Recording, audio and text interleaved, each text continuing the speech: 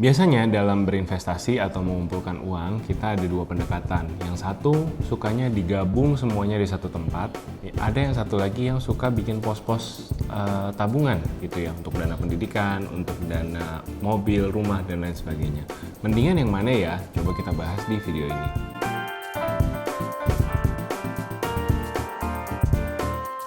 Hai guys, welcome back to our channel. Kembali lagi dengan gue Samuel dan ini istri gue Claudia. Kita pasangan suami istri kantoran dalam perjalanan menuju financial independence. Di channel ini kalian akan temukan video-video seputar karir, keuangan, dan adulting. Jadi kalau kalian suka dengan video-video yang ada di channel ini, feel free untuk subscribe dan nyalain lonceng supaya YouTube bisa kasih tahu kalian kapan ada video baru lagi dari kita. Series Mending Mana kembali lagi. Kita kali ini mau bahas tentang menabung atau berinvestasi. Di banyak kesempatan kita dapat pertanyaan seputar strategi menabung gitu ya. Apakah Kosem dan Ciklau punya pos-pos keuangan yang berbeda-beda untuk tujuan investasi yang berbeda-beda atau semuanya dijadiin satu.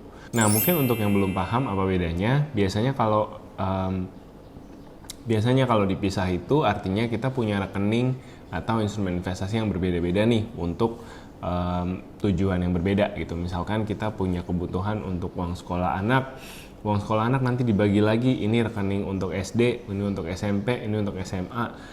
Atau misalkan kebutuhan untuk bayar asuransi gitu ya. Tiap tahun kita ada misalkan bayar asuransi kesehatan. Itu preminya misalkan ditabung supaya di tanggal tertentu di akhir tahun kita siap untuk membayarkannya gitu. Jadi basically punya banyak rekening, punya banyak instrumen investasi yang berbeda-beda untuk banyak jenis spending gitu. Atau yang satu lagi yang dimana tidak dibagi-bagi spendingnya, tidak dibagi-bagi pos-pos nabungnya, hanya punya satu kantong aja, dimana di situ kita udah bagi berdasarkan profil resiko kita. Misalkan aku profil resikonya ini nih high risk gitu ya, jadi suka dengan saham, jadi 70% saham, 30% obligasi misalkan.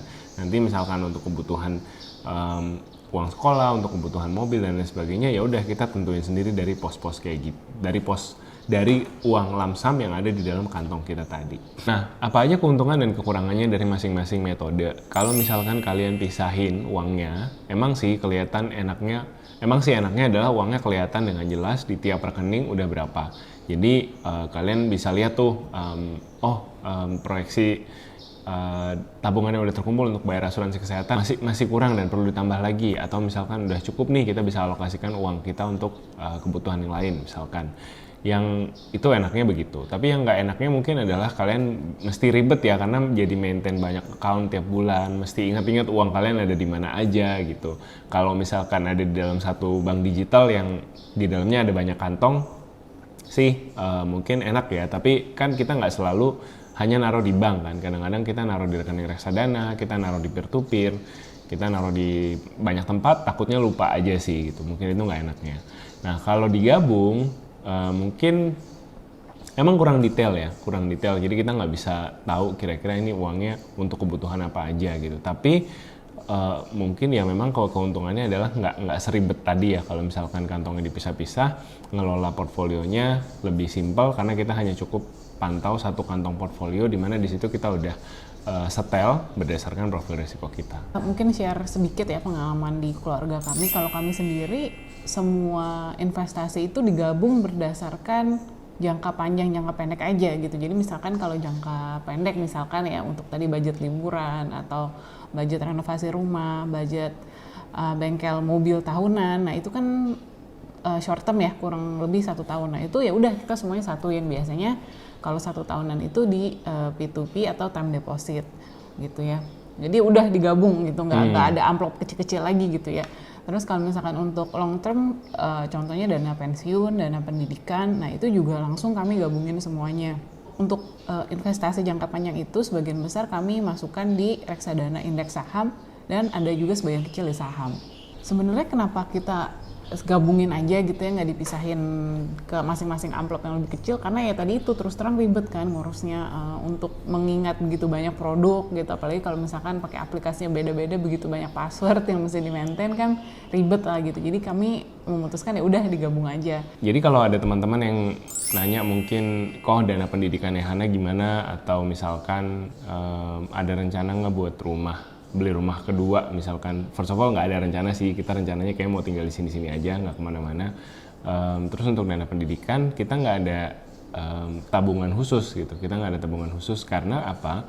Karena kalau kita lihat produk-produk asuransi pendidikan atau apapun namanya ya dipasarkan di pasaran, kalau dilihat underlyingnya isinya apa, itu ya isinya saham juga gitu biasanya. Itu saham yang dikelola bisa secara aktif atau secara pasif. Jadi karena kami juga percaya bahwa pada jangka panjang 20 tahun, 15 tahun, 20 tahun pasti indeks saham naik dan sangat sulit untuk bisa outperform indeks saham di jangka panjang. Jadi kami berpikir ya udah untuk jangka panjangnya kami taruh semua di indeks saham aja gitu. Memang jadi lebih ada apa ya?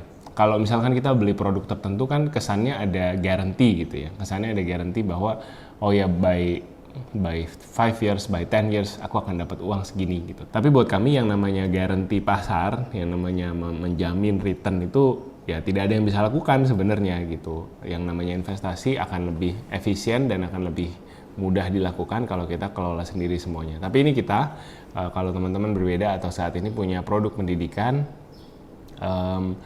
jangan berkecil hati gitu ya. Iya. Boleh mungkin dipelajari kembali produk pendidikannya. Kalau memang menurut teman-teman ini cukup, ini memadai buat teman-teman ya silahkan dilanjutkan, tidak apa-apa.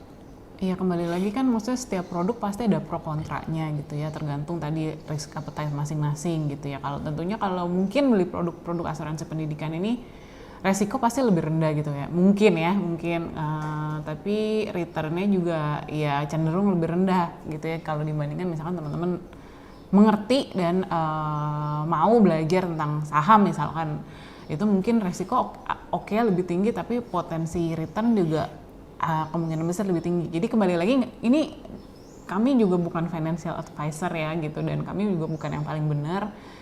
Yang di-share sini kembali lagi cuma pengalaman kami aja dalam mengelola keuangan. Dan ya tadi itu nggak ada yang benar nggak ada yang salah gitu, karena balik lagi semua kembali ke risk appetite masing-masing dan pengetahuan masing-masing gitu. Nah ini sebenarnya masih pro kontra pos keuangan digabung dan dipisah ya. Kan kalau misalkan orang zaman dulu mungkin kayak zaman ibu-ibu kita atau zaman oma opa kita gitu ya, biasanya sih mereka memang cenderung dipisah-pisah gitu ya. Jadi mungkin ada amplopnya masing-masing. Kalau mereka kan dulu masih tunai banget gitu ya.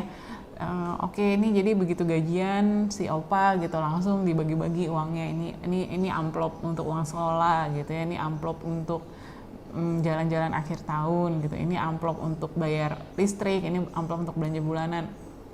Sebenarnya ya kalau dipisah-pisah gitu ya bagus juga gitu, jadinya nggak ke mix up kan, jadi nggak kecampur dan lebih jelas aja gitu. Maksudnya ini amplop mana nih yang misalkan udah harusnya masih ada tapi udah habis, itu kan lebih bisa dikontrol satu persatu gitu. Jadi sebenarnya memang agak ribet, tapi buat kalian yang misalkan punya challenge, punya tantangan untuk bisa lebih mengontrol keuangan masing-masing, misalnya yang sering kebobolan gitu ya, yang sering bablas budgetnya. Nah mungkin kalau misalkan budgetnya dipisah-pisah seperti ini akan lebih membantu kamu gitu ya dalam punya self control gitu. Misalkan nih contohnya habis gajian, ya udah langsung aja misalnya gajian di rekening A gitu ya. Jadi nah rekening A ini langsung dipisah gitu ya. Misalkan yang rekening B ini untuk uang bulanan saya, uang jajan saya, maksudnya termasuk misalkan uang jajan, untuk bayar kos-kosan, ya semuanya lah pokoknya untuk kamu spending kamu bulan itu gitu, langsung kan dipisah. Nah sisanya ya udah langsung dimasukin ke tadi itu ya pos-pos, misalkan oke nih saya mau bikin rekening khusus buat liburan gitu, udah terus habis itu mau saya kunci gitu ya, ini rekening khusus misalkan saya mau buat beli rumah atau biaya nikah, langsung dikunci. Nah itu sebenarnya sangat membantu buat yang belum bisa disiplin gitu ya. Walaupun ribet sedikit ya nggak apa-apa daripada kebobolan gitu, tapi tentunya kalau buat yang sudah lebih bisa gitu mengontrol dan maunya lebih praktis ya udah gabung aja gitu. Jadi kembali lagi tadi nggak ada benar atau salah, tapi tergantung kebutuhan masing-masing. Nah mungkin buat teman-teman yang pengen tahu nih portfolio kita apa aja, kembali lagi kita udah pernah bahas, bisa di-share di atas ini, bisa diklik ya di atas ini. Jadi di situ dibahas portfolio investasi kita ya. Nah, itu dia. Jadi kalau misalkan ada teman-teman penasaran pengen tahu kita investasi portfolionya seperti apa, bisa langsung dicek di sana. Ya basically kami berdua itu dua-duanya sama-sama bukan risk taker ya, Sam sih cenderung risk taker. Jadi sebenarnya justru Sam tuh yang memperkenalkan instrumen investasi yang baru-baru gitu ya, seperti P2P, indeks reksadana, indeks saham itu sebenarnya inisiatifnya dari Sam yang cari tahu, Sam yang belajar, Sam yang ambil keputusan gitu. Tapi kalau saya itu benar-benar cenderung moderate to low risk, sangat-sangat konservatif lah. Yang saya suka tuh kayak time deposit gitu ya, ORI, SBR, pokoknya yang pasti-pasti aja gitu ya. Dan kembali lagi kalau deposit itu harus, ini tidak bosan-bosannya mengingatkan kalau ada bank-bank yang menawarkan tingkat bunga yang fantastis, itu jangan lupa kembali lagi dicek ke LPS, websitenya LPS. Di situ dituliskan bank umum itu termasuk bank digital ya. Nah itu maksimalnya di berapa persen ya. Lalu ada di BPR itu di maksimal berapa persen. Jadi kalau misalkan teman-teman menabung deposito yang rate-nya jauh di atas itu udah pasti nggak di cover sama sekali oleh LPS gitu ya. Tapi kalau kalian menabung di bank yang rate-nya mengikuti ketentuan LPS, itu dijamin sampai dengan dana 2 miliar per banknya gitu. Jadi oke, misalkan teman-teman kaya raya banget nih, amin ya, punya 10M gitu ya. Jadi misalkan di bank 1 ya 2M, bank 2 2M, bank 3 4M, bank 4 5M, bank 5 5M. Nah itu semua ya pokoknya bank 1 2 3 4 5 masing-masing taruh 2M kan tuh. Nah itu di cover atau dijaminkan semuanya oleh LPS 100%. Seperti itu. Iya, nah kalau kalian gimana, sukanya digabung atau dipisah? Kalau misalkan ada strategi yang mau dibagiin, boleh juga share di komen box di bawah supaya kita bisa sama-sama belajar. Digabung atau dipisah, yang penting mulai nabung ya, jangan berlama-lama menunggu yang tepat, terjadi kelamaan mikir gitu. Karena dalam investasi yang penting waktu, lebih cepat kita mulai, lebih banyak return yang kita bisa dapatkan. Time is your friend.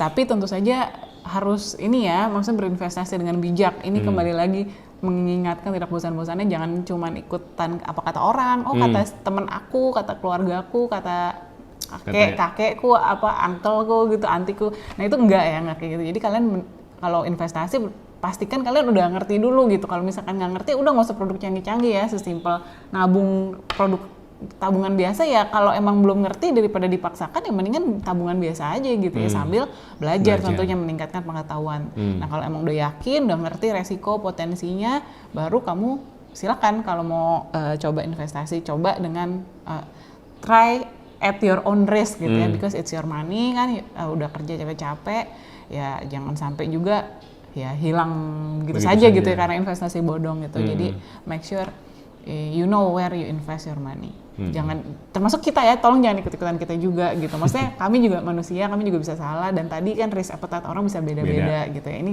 kan kembali lagi hanya sekedar sharing yang pengalaman yang kami lakukan dan yang kami rasa berhasil di hidup kami gitu ya. Nggak berarti akan berhasil di hidup kalian juga gitu ya. Mungkin kalau beda, karena pasti situasinya beda-beda gitu. So please do your own research.